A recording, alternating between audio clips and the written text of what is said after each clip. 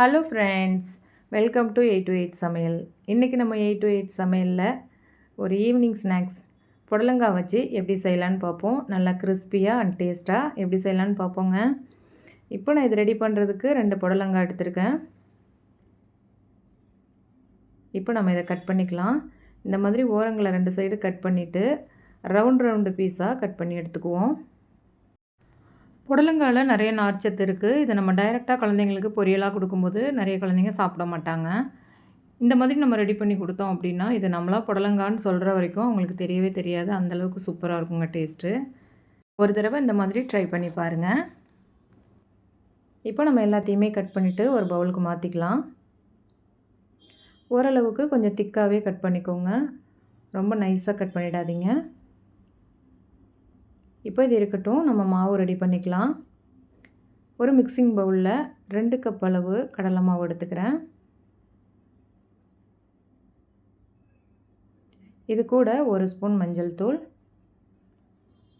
1 spoon இஞ்சி பூண்டு paste, 1 table spoon கம்மியாக மிளகாய் தூள் எடுத்திருக்கேன். நீங்கள் காரத்துக்கு தகுந்த மாதிரி எடுத்துக்கோங்க. 1 டேபிள் ஸ்பூன் பெருங்காயத்தூள், 1 ஸ்பூன் அரிசி மாவு, தேவையான அளவு உப்பு சேர்த்துக்கோங்க.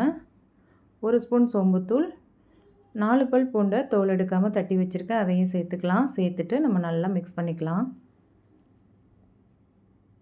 இது நல்லா ஒரு தடவை கலந்து விட்டுட்டு கொஞ்சம் கொஞ்சமாக தண்ணி சேர்த்து நல்லா மிக்ஸ் பண்ணிக்கோங்க. தண்ணி ஒரேடியாக எல்லாத்தையும் சேர்த்துறாதீங்க, ரொம்ப தண்ணி ஆகிடும். தோசை மாவு பதத்துக்கு கொஞ்சம் கொஞ்சமாக தண்ணி சேர்த்து நல்லா மிக்ஸ் பண்ணிக்கோங்க. இந்த மாதிரி எல்லாத்தையுமே நல்லா கலந்துடலாம். பாருங்கள், இந்தளவுக்கு இருக்கணும். இப்போ இது இருக்கட்டும்.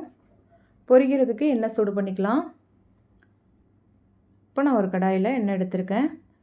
எண்ணெய் வந்து மிதமான சூட்டில் அடுப்பை மீடியம் ஃப்ளேமில் வச்சுக்கோங்க. எண்ணெய் கொஞ்சம் சூடானதும் நம்ம கட் பண்ணி வச்சுருக்க புடலங்காயை ஒரு பீஸ் எடுத்து இந்த மாதிரி மாவில் டிப் பண்ணிக்கோங்க. மாவில் நல்லா கோட் பண்ணிவிட்டு இந்த மாதிரி ஒரு பீஸாக எண்ணெயில் சேர்த்துக்கோங்க.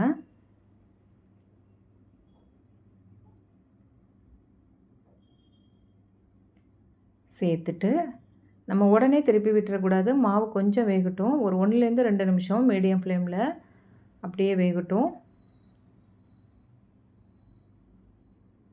மாவு கொஞ்சம் கலர் மாறினதும் நம்ம அடுத்த சைடு திருப்பி விட்டுக்கலாம்.